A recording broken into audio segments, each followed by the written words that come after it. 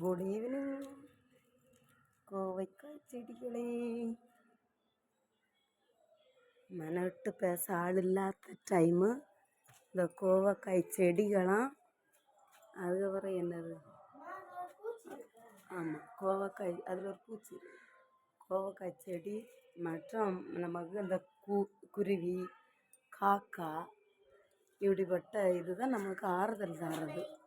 ஆமாம், பூனை காக்கா குருவி இந்த பிளான்ட்ஸ் நெல்லிக்கனிகள் நீங்கள்லாம் நல்லா பூக்கணும்னா நீங்கள் தான் எனக்கு ஆறுதல். நீங்கள் இன்னும் தான் ஆறுதல். ஆமாம், மாதுளை இயற்கையோடு நல்லா பேசணும். இப்போ நமக்கு மனசு ஒரு ஆறுதலாக இருக்கும்.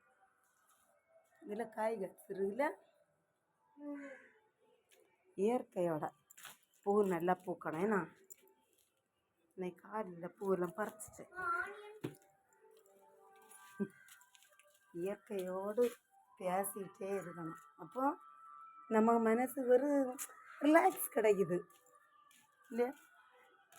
என் பிள்ளை ஒரு வெங்காய செடி நட்டு பார்க்க, அதான் வரணும். வர மக்களே, அதான் நம்ம அந்த இயற்கையோடு நம்ம இருக்கிறது தான் அழகு.